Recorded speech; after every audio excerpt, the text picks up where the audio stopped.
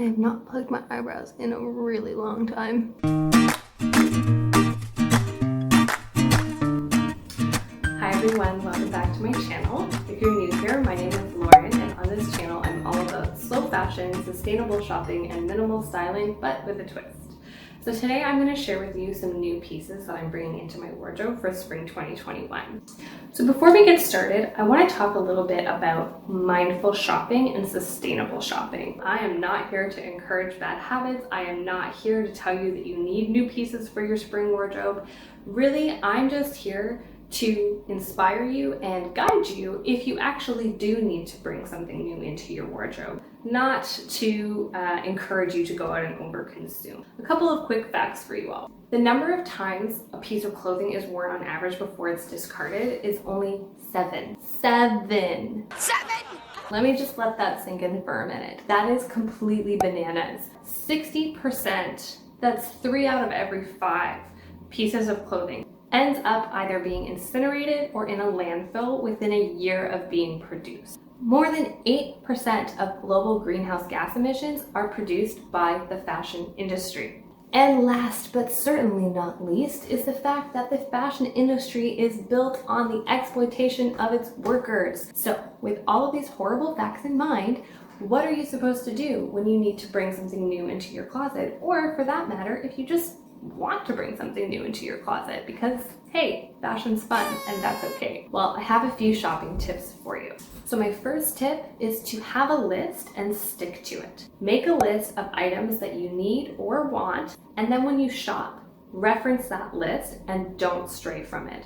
And it's harder than it sounds, because I'm sure a lot of you can relate to that feeling of impulse shopping. So you're browsing, maybe a sale email comes through to your inbox, and all of a sudden your cart is filled with things that you haven't thought about, that you're not buying with intention, and that you're just buying because marketing works. My second tip is to have a color palette and stick to it. When you have a set of colors that you know you love to wear and that you know mix and match well together, when you're shopping, it means you can really cut out a lot of the noise. You can filter your search results by the color that you're looking for, and you can easily eliminate options that don't fit within your color palette. My third tip is to always choose secondhand first. There are so many online options for this now. A personal favorite of mine is a store called ThredUp. I would highly recommend checking out your local thrift store, charity shops, vintage stores, consignment stores. There's a plethora of shopping options to buy things secondhand. But what do you do when you aren't able to find the piece you're looking for secondhand? Well, that brings me to my next tip, which is to find sustainable brands that you know and trust. You need to be really careful here, because a lot of brands have recognized that the desire for eco-friendly shopping is going up, and that leads to greenwashing. It's basically when a company throws out a bunch of keywords that make you think they're doing a lot to be sustainable, but really they're not doing much at all. Check out the app Good On You. Now, I would take everything with a grain of salt on Good On You, but it can give you a good idea of whether or not a company is actually doing the work.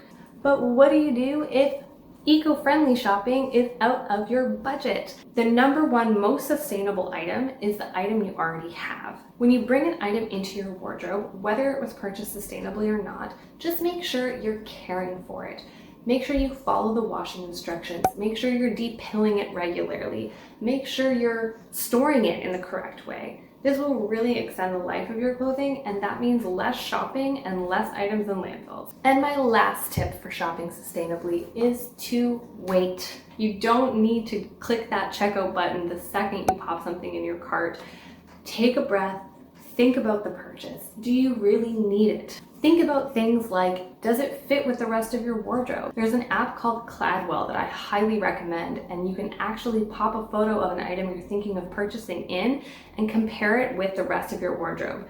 You'll really feel like Cher Horowitz, and it's super, super fun. Think about how many occasions you might be able to wear that piece for. Can you dress it up? Can you dress it down? Can you wear it to the office and then out for drinks later? And most importantly, does it suit your lifestyle, Something a lot of us suffer from is chasing our fantasy self. This is basically where you get it in your head that you're some kind of like super cool fashion blogger, when in reality maybe you have a dog and 3 kids and you spend your Saturday afternoons walking down the street covered in mud and baby formula. You don't need 18 silk maxi dresses. You just don't. Really what all these tips boil down to is just making sure you're putting thought into your purchases. Fashion is fun. It's an important part of our identity building, and I don't want anyone to feel like they shouldn't participate in fashion or have fun with it. I certainly do. We're not perfect. Sometimes we're gonna make mistakes, and that's okay. So without further ado, I'm gonna share with you now the new pieces I'm bringing into my wardrobe. So the first piece I brought in is this incredible red peplum blouse. I got this off ThredUp, which I mentioned previously. They are an online thrift store where everything is secondhand. I struggled for years with having a closet full of clothes and nothing to wear.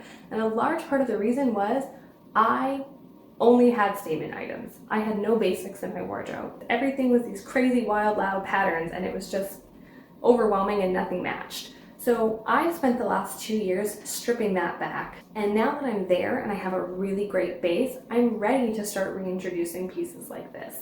I could easily wear this to a wedding, layered over a dress, or with a really nice trouser, but I could also throw this on with jeans and sneakers and wear it out to get coffee. The next item I brought into my wardrobe is this sort of dusty pink tank top. And this is another ThredUp piece. Actually, everything today is from ThredUp. This sort of dusty pink purple color is something I have recently added to my color palette, and I don't have a lot of pieces in this color yet. But what I do have, I've really been enjoying, and I want to expand my options in this color palette. So I was really, really excited to find this. Now, this one is a pretty casual piece, but I could certainly layer it under a blazer maybe and wear it for work.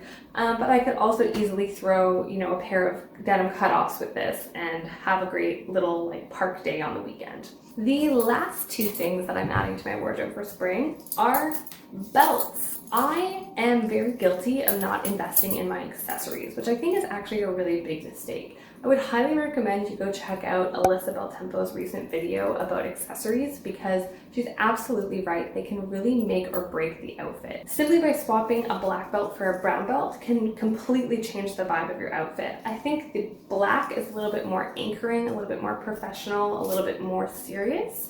The brown is a little bit lighter. It adds some levity. The texture is a bit playful, and it really just brings the whole look to life. So I'm really excited to just play with both of these belts and see what they bring to the same outfit. So that's all I have for you today. I hope you enjoyed this video and that you found it inspirational. Please let me know down below if you have any other tips that I didn't mention for how to shop mindfully and sustainably. Also make sure you're subscribed and give this video a like. That really helps me out. If you missed it, be sure to go check out my spring wardrobe switchover. I'll link it up in the cards for you. And stay tuned, because I do have a lookbook coming soon where I'm going to be styling up a few of those pieces for you. I'll see you in the next one. Have a great day.